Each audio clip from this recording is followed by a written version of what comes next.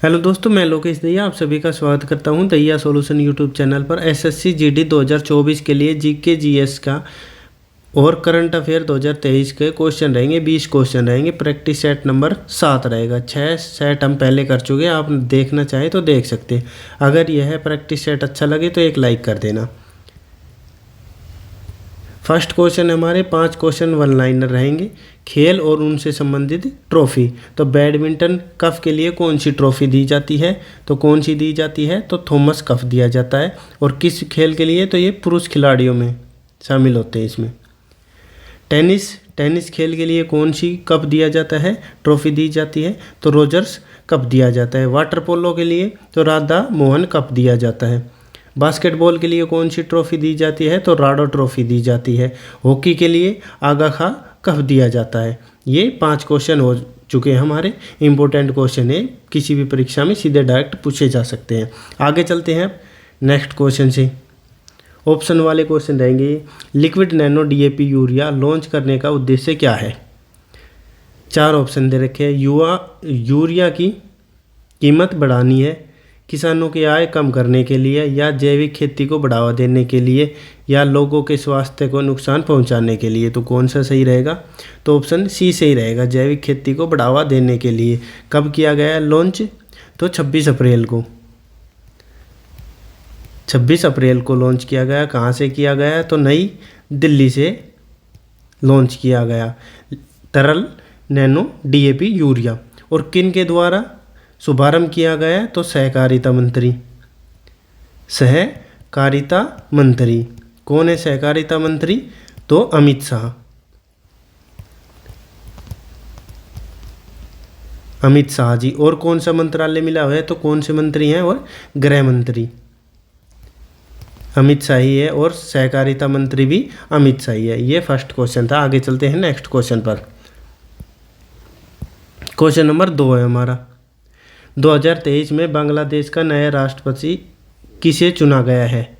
नए राष्ट्रपति कौन बने हैं? 4 ऑप्शन दे रखे हैं। मोहम्मद शहाबुद्दीन, मोहम्मद अब्दुल हमीद, या सैयद नजरुल इस्लाम, या जियाउर रहमान। तो कौन बने हैं नए राष्ट्रपति? तो ऑप्शन ए सही रहेगा, मोहम्मद शहाबुद्दीन बने हैं। कौन से राष्ट्रपति नंबर पूछे तो आपसे? तो ये 22वें राष्ट्रपति बने हैं। अच्छा, बांग्लादेश अपना आज़ादी वर्ष कब मनाता है? आज़ाद कब हुआ था? पहले ये पूर्वी पाकिस्तान हुआ करता था। पाकिस्तान से अलग कब हुआ? तो ये 16 दिसंबर को हुआ। कब? 16 दिसंबर 1971 को बांग्लादेश आज़ाद हुआ है। और आज़ादी दिवस कब मनाता है? तो 16 दिसंबर को हर वर्ष मनाता है। और आज़ाद कब हुआ था पाकिस्तान से? तो 1971 में आज़ाद हुआ था। आगे चलते हैं नेक्स्ट क्वेश्चन पर। क्वेश्चन नंबर 3 है हमारा। कोप इंडिया 2023 वायु सेना अभ्यास में किन देशों ने भाग लिया है? 4 ऑप्शन दे रखे हैं। भारत और रूस, भारत और जापान, भारत और अमेरिका, या जापान और अमेरिका। तो किसने लिया है? तो ऑप्शन सी सही रहेगा, भारत और यूएसए यानी अमेरिका। कौन सा संस्करण है ये 2023 में? तो ये 6वां संस्करण है। अब ये पूछेगा 6वां संस्करण 2023 वाला किस देश में आयोजन किया गया? तो ये भारत में आयोजन हुआ है। कौन सा? कोप इंडिया 2023 वायुसेना युद्ध अभ्यास था। ये भारत और अमेरिका के बीच होता है। भारत और जापान के बीच कौन सा होता है? तो धर्म गार्जियन।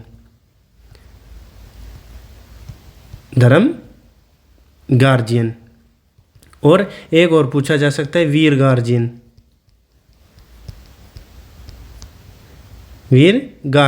ये 2023 वाला है, 2023 में हुआ है। और कहाँ पे हुआ है ये?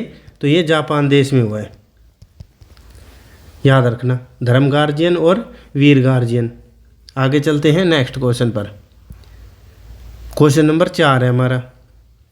विश्व पृथ्वी दिवस कब मनाया जाता है? 4 ऑप्शन दे रखे। 22 मार्च, 22 मई, 22 जून, या 22 अप्रैल। तो विश्व पृथ्वी दिवस कब मनाया जाता है? तो ऑप्शन डी सही रहेगा, 22 अप्रैल को हर साल मनाया जाता है। अब कौन सा मनाया गया 2023 में? तो ये 53वां था। अब पूछोगे पहला कब मनाया गया?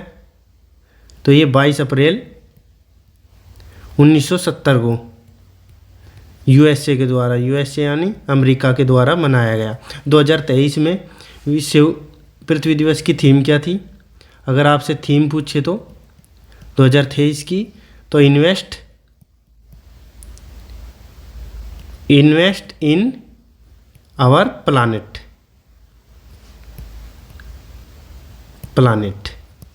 ये 2023 की थीम थी, इन्वेस्ट इन आवर प्लानेट। आगे चलते हैं नेक्स्ट क्वेश्चन पर। क्वेश्चन नंबर 5 है हमारा, विश्व मलेरिया दिवस कब मनाया जाता है?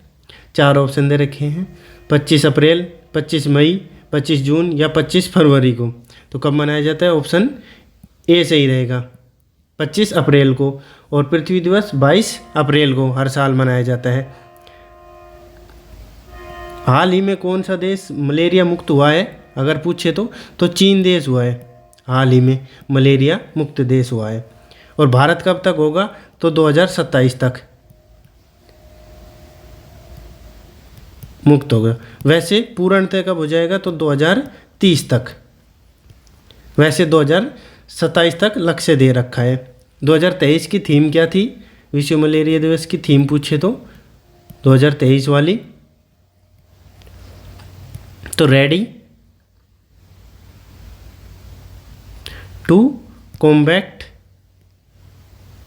मलेरिया, यानी मलेरिया से लड़ने के लिए तैयार है, रेडी टू कॉम्बैट मलेरिया। आगे चलते हैं नेक्स्ट क्वेश्चन पर।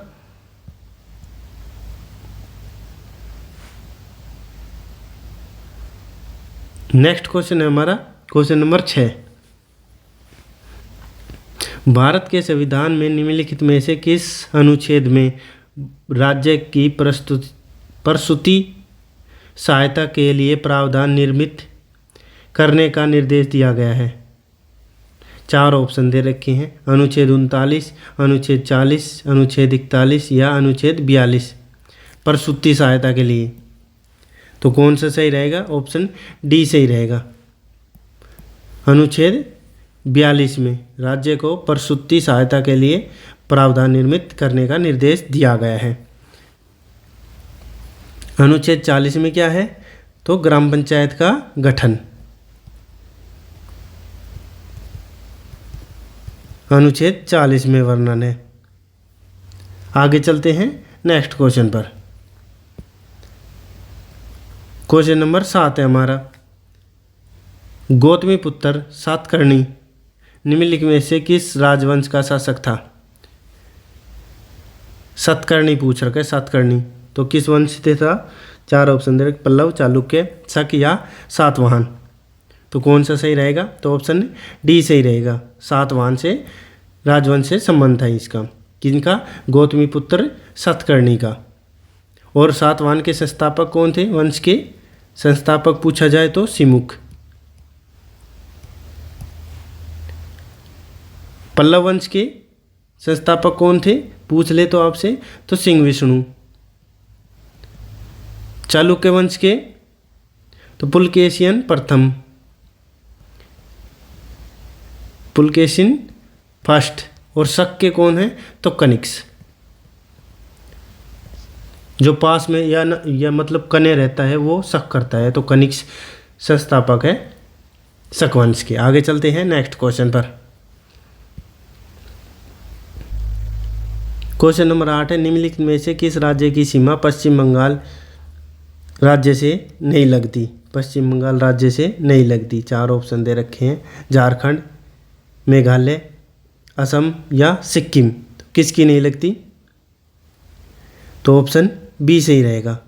किसकी नहीं लगती? मेघालय की। किस किस की लगती है? अगर देश पूछ ले तो पड़ोसी देश नेपाल की लगती है पश्चिम बंगाल से, नेपाल और भूटान, ये तो देश हो गए।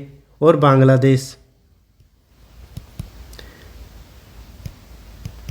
3 देशों की तो सीमा लगती है। और राज्य पूछे तो आपसे तो सिक्किम की लगती है, असम,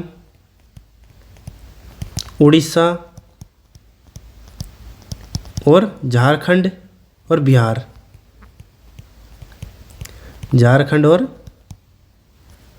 बिहार।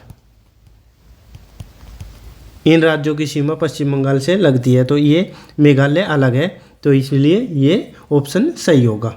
आगे चलते हैं नेक्स्ट क्वेश्चन पर।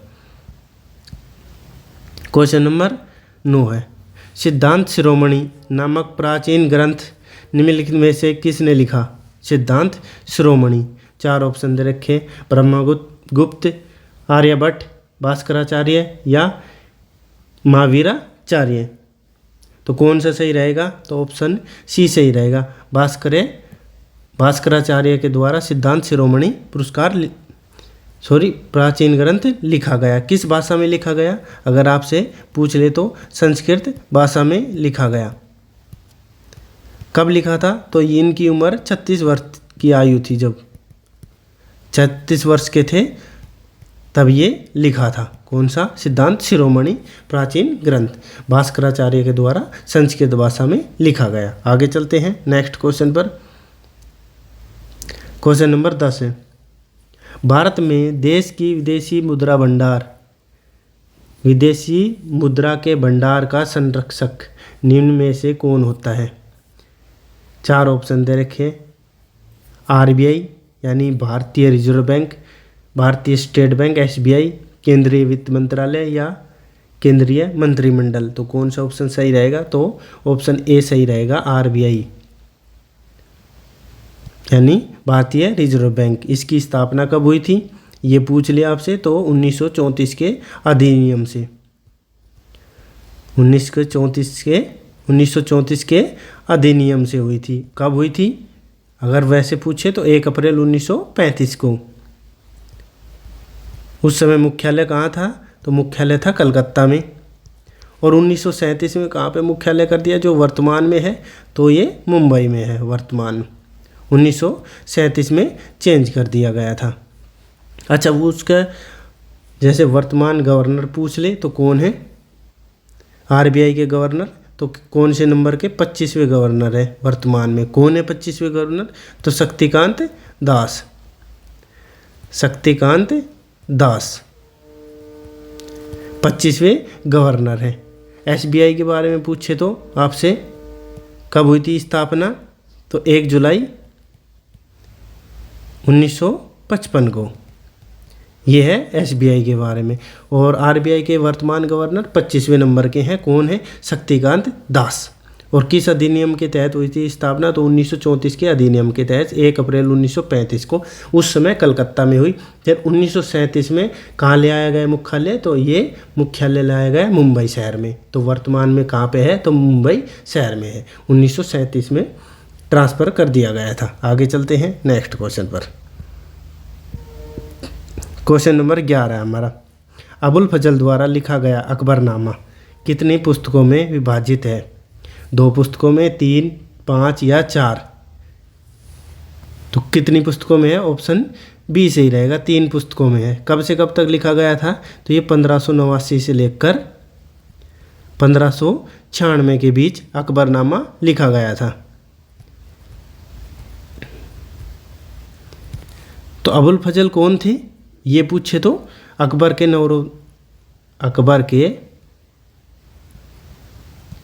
नवरत्नों में से एक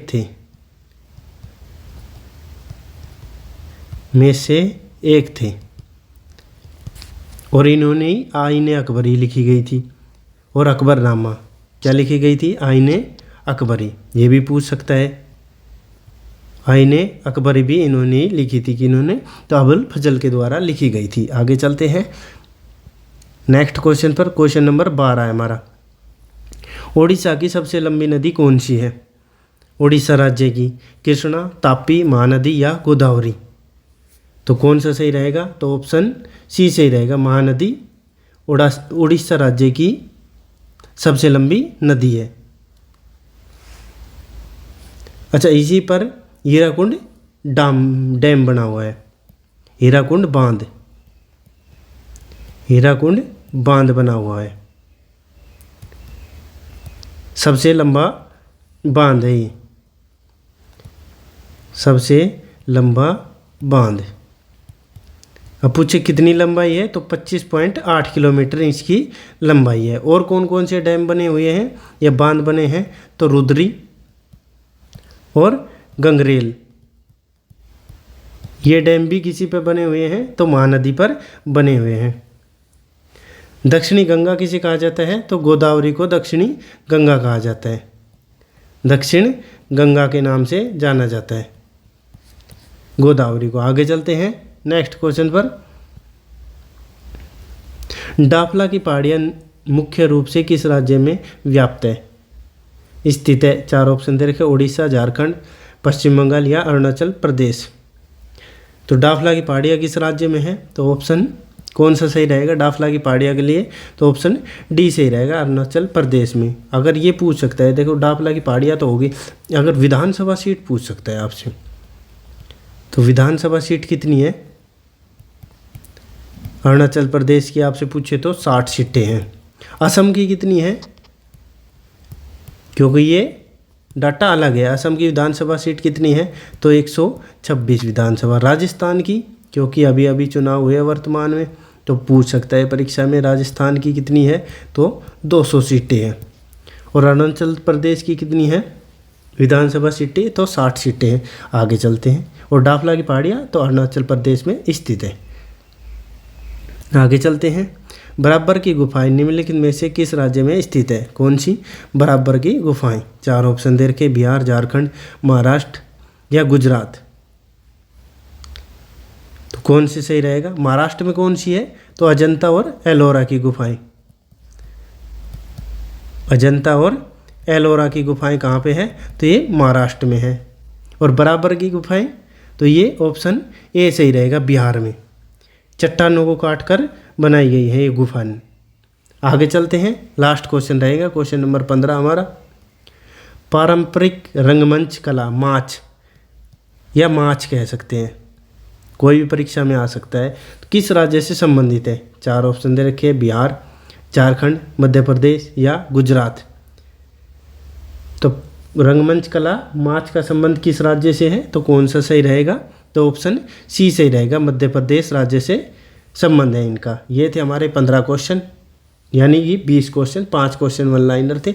आपको वीडियो कैसी लगी, वीडियो अच्छी लगी तो एक लाइक करना, अगर आपको चैनल उपयोगी लगे तो चैनल को सब्सक्राइब कर लेना। आपका दिन शुभ हो, धन्यवाद।